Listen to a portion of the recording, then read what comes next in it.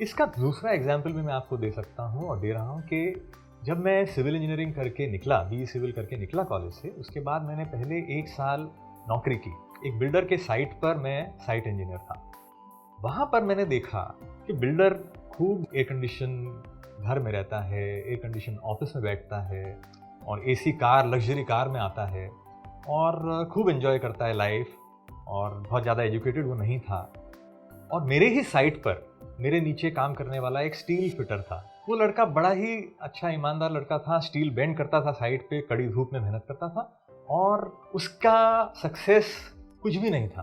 पूरा मेहनत करने के बावजूद वो 2 वक्त की रोटी कमा पाता था, इतनी ईमानदारी से कड़ी मेहनत करने के बाद। तो मेरा ये क्वेश्चन मार्क्स मेरे लाइफ में मैंने देखे कि इतना मेहनत करने वाला लड़का ऐसा बड़ी मुश्किल से रोटी 2 वक्त की कमा पाता है। एक दिन मुझे पता चला कि ये लड़का सिर्फ मेहनत नहीं करता है, ये बहुत एजुकेटेड है। वो बीकॉम और एमकॉम था और इतना एजुकेशन रखते हुए भी वो साइट पर स्टील बेंडिंग का काम कर रहा था। तो मैंने उसे बुलाकर एक दिन पूछा, क्यों ऐसा तू कर रहा है? इतना पढ़ा लिखा तू है तो कहीं और नौकरी क्यों नहीं करता है? इस तरह की लेबर जैसी नौकरी क्यों कर रहा है? तो वो बोला, साहब प्लीज़ आप आगे किसी को मत कहिएगा कि मैं इतना पढ़ा लिखा हूँ, बिल्डर को मत कहिएगा, बहुत मुश्किल से मुझे नौकरी मिली है।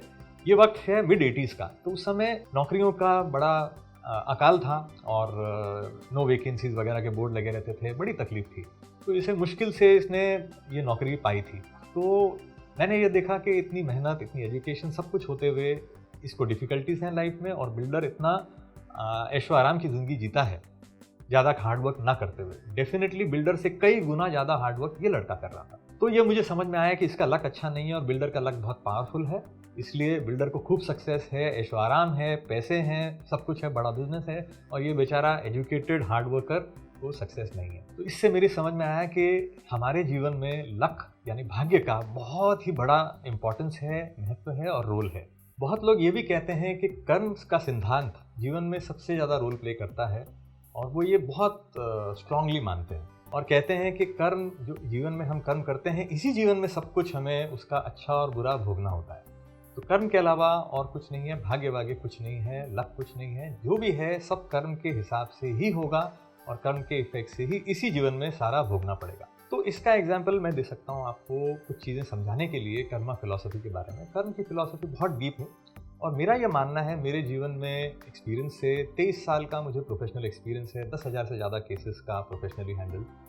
तो मैं ये कह सकता हूँ आपको कि कर्म का सिद्धांत है तो बहुत पावरफुल और पूरा इफेक्टिव है और 100% है। मतलब जैसे लोग कहते हैं कि 100% कर्म ही है, लेकिन हम फेंग शुई में ये मानते हैं कि कर्म का इफेक्ट इस जन्म में केवल 20% है और मल्टीपल बर्थ्स में ये 100% है। इसमें मैं ये कह सकता हूँ कि फेंग शुई में हम ये मानते हैं, जैसे मेरी डॉटर ने एक्सप्लेन किया, कि जो कर्म से आने वाला लक है वो 20% है। 20% करंट लाइफ में हमें अच्छे और बुरे कर्मों का हिसाब किताब यहीं मिल जाएगा, लेकिन 80% हमारे कर्म के बैग में जाएगा, ऐसा समझ लीजिए, और वो फ्यूचर की एफडी बनाएगा।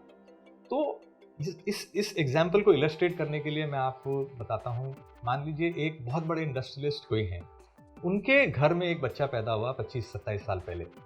तो उस इंडस्ट्रियलिस्ट के पास तब 10,000 करोड़ का सेविंग था, वेल्थ था, और उस बच्चे की कुंडली ऐसी थी कि एस्ट्रोलॉजर्स ने कहा कि आपके घर में फाइनेंशियल ग्रोथ आने वाले वर्षों में 30 गुना होगी। उसी चौघड़िए में, उसी सिटी में एक दूसरा बच्चा पैदा हुआ, एक मिडिल क्लास फैमिली में, जिसके फैमिली में 10 लाख रुपए की सेविंग थी या वेल्थ थी। आज 25-27 साल के बाद उस इंडस्ट्रियलिस्ट के पास लाखों करोड़ है, 3 लाख करोड़ है मान लीजिए, दैट इज 30 टाइम्स वेल्थ हो गई है। और वो मिडिल क्लास फैमिली वाला जो था, उसके पास, जिसके पास 10 लाख रुपए की वेल्थ थी, जिस फैमिली में, आज उनके पास भी 30 गुना है, 3 करोड़ रुपए है। अब 3 करोड़ रुपए में बंबई जैसी सिटी में अच्छे एरिया में एक 3 बेडरूम का फ्लैट तक नहीं आ पाता। तो 3 करोड़ है तो ठीक पैसा, लेकिन बहुत बड़ा नहीं है। तो आप देखिए इतना बड़ा डिफरेंस। एक ही कुंडली के साथ, सिमिलर कुंडली के साथ 2 बच्चे पैदा हुए, एक पैदा हुआ 10,000 करोड़ की स्टार्टिंग वेल्थ के साथ और एक पैदा हुआ केवल 10 लाख रुपए की वेल्थ के साथ। तो ये डिफरेंस है 1 लाख गुने का, ये छोटा डिफरेंस नहीं है।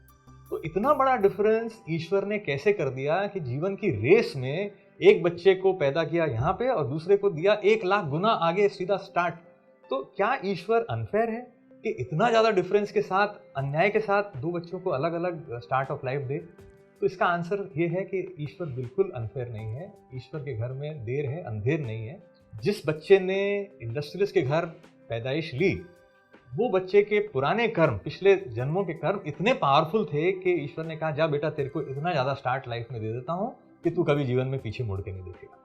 और जो बच्चे के लाइफ में स्टार्ट मिला 10 लाख रुपए के सेविंग के साथ फैमिली में, उस बच्चे के कर्म एवरेज थे, तो उसको ऐसे जगह में जन्म मिला। तो यही एक क्लियर लॉजिकल एक्सप्लेनेशन है जिससे आपको समझ में आ जाए कि कर्म कितना इंपॉर्टेंट है इस जीवन में। तो इस जीवन में 20% है, क्योंकि जब तक ये दोनों बच्चे पैदा हुए उस समय तक तो दोनों बच्चों ने ऐसा कोई कर्म नहीं किया था कि एक को 1 लाख गुना आगे स्टार्ट मिल जाए। सारे कर्म तो बाद में हुए उनके, तो उस जन्म के कर्म तो कुछ नहीं थे to deserve such a difference, इतना ज्यादा एक्सट्रीम डिफरेंस लाइफ में। तो ये पुराने कर्म, पास्ट लाइफ कर्म, इसके लिए पास्ट लाइफ कर्म आपके जीवन में 80% पूरा एक एफडी की तरह बन जाते हैं, करंट लाइफ के कर्म और अगले जन्म को डिटरमिन करते हैं। तो ये एग्जाम्पल से आपके समझ में आ जाएगा ये चीज़ एकदम क्लियरली।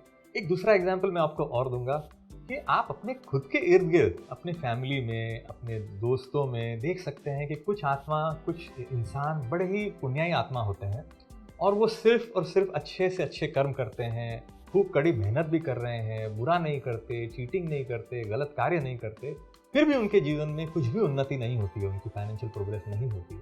तो इनके कर्म बहुत ही बढ़िया हैं, फिर भी उनके लाइफ में ज़्यादा प्रोग्रेस नहीं हो रही है। उसका कारण ये है कि 20% जो कर्म से लक आता है वो उनके फेवर में तो है, मगर उनका अगर हेवन लक यानी कि एस्ट्रोलॉजिकल लक, कुंडली भाग्य अच्छा नहीं है और भूमि भाग्य भी अच्छा नहीं है, तो उनके जीवन में ज़्यादा सक्सेस नहीं आ पाती। उनका लक 80% जो है उनके अगेंस्ट है, इसलिए उनके जीवन में सक्सेस उनके नहीं मिल रही है।